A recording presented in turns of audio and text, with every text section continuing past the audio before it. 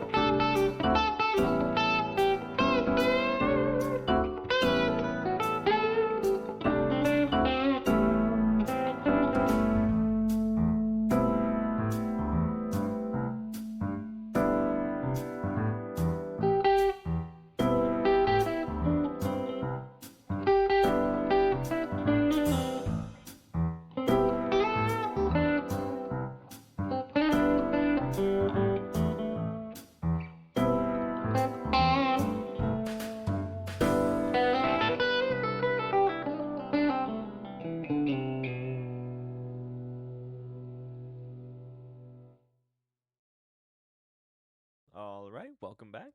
Before we get back to time lapse, I wanted to show off these two dueling coasters we built. I got inspired by Bookskop and Matt M entry where they did a dueling coaster for the stand-up building contest, so I decided to do that as well. I'm actually going to build two more rides now. I'm going to build one in each building. I'm thinking of go-karts and maybe a small ghost train in the other, so it'll be two tracked rides. Without further ado, though, let's get back to the time lapse.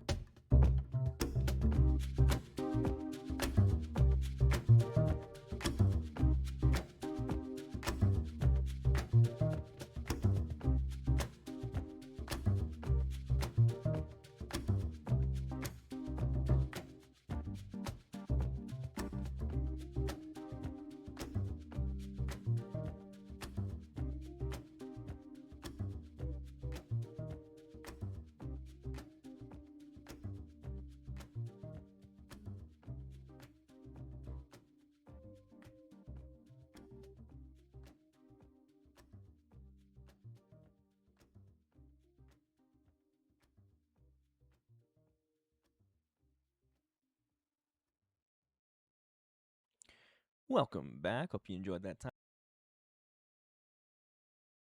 vibe. I was having some issues with just the one, and I'm like, how can I get it over here? So I decided to go with a dueling coaster, so they exit opposite ways and they complete the trek. Let me see if I can get that to go. But yeah, they go through this area really well, and it almost syncs up entirely. And this building here is a little ugly, but I'm gonna build around it. That way it looks a little bit more in place. I also did the two buildings here, so let me just get this scenery removed. Or I can just do something else here, cutaway view. So what we did here is we first built, I decided to build this car ride. I took a page out of Dirk Link's book where he did an indoor dark ride like this with the shooting with the targets and all that, shooting the targets and all that. So I did what he did. I like that design really well. So I also added some of this like green blocks from the texture pack I'm using, or the palette I'm using. I also built a little restaurant over, or a little. I built the Scamelot returning here. Scamelot returns. You have very overpriced stalls. I actually didn't do too much detailing work yet because I'm gonna do all that off camera. And then the third ride I built is gonna be this big slide here, literally called Big Slide. It's literally what it is. It's a dinghy slide, but people will ride it, and it's a slide basically. Yeah, that's it. It's a slide, and it does not seem to be working.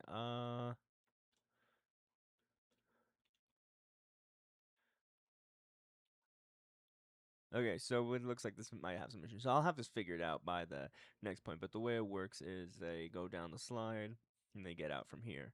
For some reason, though, it seems that that they only get doesn't seem that they're getting on. Yeah, it looks like what they're doing is they are what it looks like there's doing is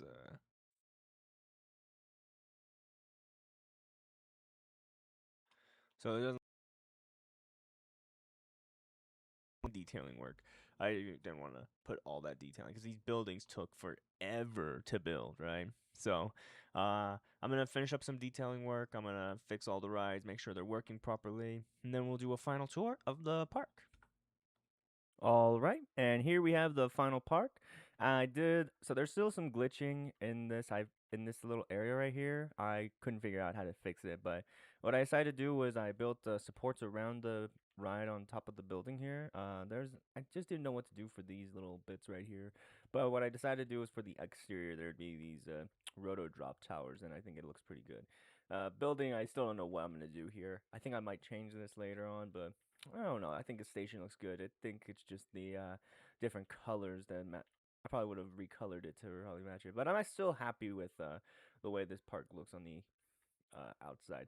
Also, the other part I'm really proud of is the inside aspect. So let me just do some cutaway view here.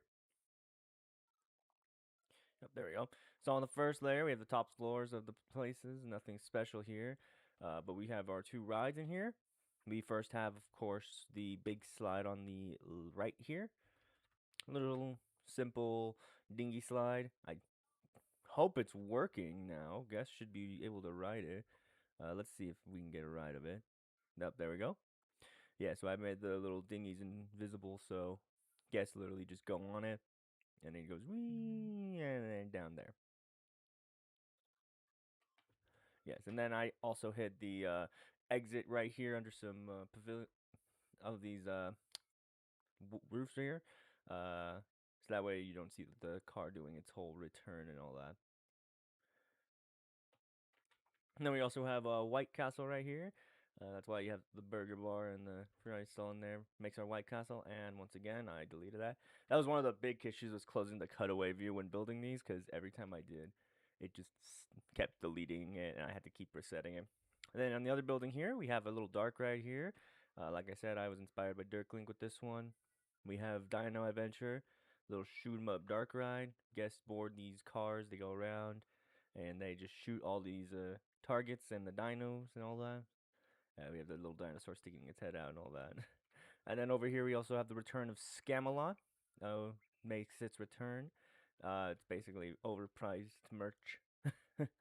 And of course, the third big attraction is obviously the roller coaster, which has been titled Bloomin'. It's a dueling stand-up coaster. Not my best design, really. Again, I really would redo the scenery on top of here, but it's honestly, I'm pretty happy with it though. So that's it for this video.